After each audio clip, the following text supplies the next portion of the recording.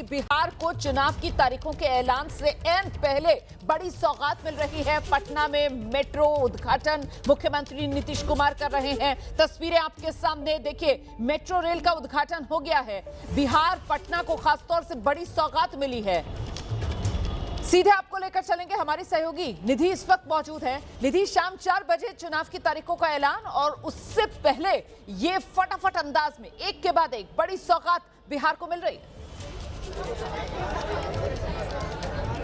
बिल्कुल, देखिए आज का ही इंतजार किया जा रहा था और पटना मेट्रो को भी लग रहा है कि आज आखिरी दिन का इंतजार था जब चुनाव की तारीखों के ऐलान से पहले पटना मेट्रो का उद्घाटन। और चूंकि मैं मेट्रो के अंदर हूँ, कोच के अंदर हूँ, इसलिए सीधी तस्वीरें यहाँ से दिखाऊंगी आपको। फूलों से सजा हुआ ये पटना मेट्रो का एक कोच दिखाई दे रहा होगा। 3 डिब्बे रोमाना आज से संचालित किए जाएंगे। हालांकि आम लोगों के लिए ये अगले दिन से खुलेगा, 7 अक्टूबर से खुलेगा। और थोड़ी देर पहले नीतीश कुमार ने इसका उद्घाटन किया और ये स्क्रीन है। इस वक्त मैं जिस स्टेशन पर हूँ, पाटलिपुत्रा बस टर्मिनल, और भूतनाथ से यहाँ इस कोच की मतलब मेट्रो की शुरुआत हुई है और ये अगला स्टेशन है। और ये आप तस्वीरें देख सकते हैं, इस वक्त मीडिया कर्मियों की बड़ी हलचल है क्योंकि सबसे पहले मीडिया कर्मियों के लिए ये मेट्रो जो है वो खुला है ताकि तस्वीरें अंदर की किस तरीके की है ये मैं आपको दिखा सकूँ। और अगर यहाँ पर दरवाजे खुलेंगे तो मैं आपको दिखाऊंगी कि कितना खूबसूरत पटना मेट्रो को सजाया गया है। और ये DPRO हमारे साथ है पटना के। क्या है इतनी बड़ी खुशखबरी आखिरी दिन आप लोगों ने दी है, क्या है इसकी खासियत? जी, पटना मेट्रो राज्य सरकार द्वारा बिहार वासियों के लिए एक अमूल्य उपहार है। आप देख रहे हो कि हाल फिलहाल में पिछले कई वर्षों से बिहार सरकार यहाँ के ट्रैफिक कंजेशन की समस्या को दूर करने के लिए हमेशा तत्पर रही है। आप देख रहे होंगे JP गंगा पथ बना, अटल पथ बना, डबल डेकर फ्लाईओवर पटना में, उसका उद्घाटन। पटना मेट्रो बन जाने से अब क्या हो गया है कि पटना एक तरह से लोगों के लिए काफ़ी, पटना आना जाना काफ़ी आसान हो गया है।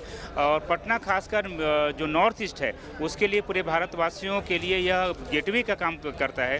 तो दिल्ली मेट्रो जिस तरह से दिल्ली में मेट्रो की सुविधा है, उस तरह से पटना मेट्रो की सुविधा हो जाने से पूरे वासियों को नॉर्थ ईस्ट के लिए एक अच्छी सुविधा मिल जाएगी। बिहार वासियों के लिए काफ़ी अच्छा उपहार है। बहुत शुक्रिया। मैं आपको एक बार फिर से दिखाऊं कि यहाँ पर भूतनाथ से 0 माइल और उसके बाद पाटलिपुत्रा बस टर्मिनल है। दरवाजे कितने से खुलेंगे, चूंकि ये आमतौर पर मेट्रो का जो तरीका होता है उसी तरीके से यहाँ पर भी बना है। लेकिन यहाँ खासियत ये है रोमाना कि जितने कोचेज हैं उसको मधुबनी पेंटिंग, जो कि बिहार के मिथिलांचल की पहचान रही है और राष्ट्रीय स्तर पर जिसकी पहचान है, उसको इस तरीके से बनाया गया है। और ये एक मेट्रो स्टेशन है। अब यहाँ पर कितनी यात्री यहाँ बैठ सकते हैं ये भी देखना होगा क्योंकि 3 कोचेज आज से जब शुरुआत होगी तो 3 कोच शुरुआती तौर पर जो है वो खुले हैं। और लगभग 4 किलोमीटर का ये सफ़र मेट्रो जो है वो तय करेगा पहले चरण में। और जिस लाइन पर मैं मौजूद हूँ ये ब्लू लाइन है और इसके बाद बाकी अलग अलग लाइंस जो है वो बनाई जाएंगी। लेकिन ये तस्वीरें हैं, मैं यहाँ से आपको दूसरे कोच में जाकर के अगर दिखा सकूँ तो ये इस तरीके की तस्वीरें हैं। बिल्कुल निधि, ये तस्वीरें लगातार दिखाती रहिए आप, लेकिन साथ ही साथ जरा मेरा सवाल भी सुनती चलिए। और वो सवाल ये कि नीतीश कुमार की तरफ से जिस तरीके से ये एक के बाद एक सौगात बिहार को दी जा रही है, तो बदलता बिहार ये वो एक स्लोगन है जो NDA अपनी पीठ थपथपाने के लिए इस्तेमाल कर रहा है। लेकिन बड़ा सवाल तो ये कि आज जब बिहार विधानसभा चुनाव की तारीखों का ऐलान होगा, बिहार चुनाव का बिगुल चुनाव आयोग की तरफ से बजा दिया जाएगा, तो फिर बिहार में अब की बार बदलाव की बयार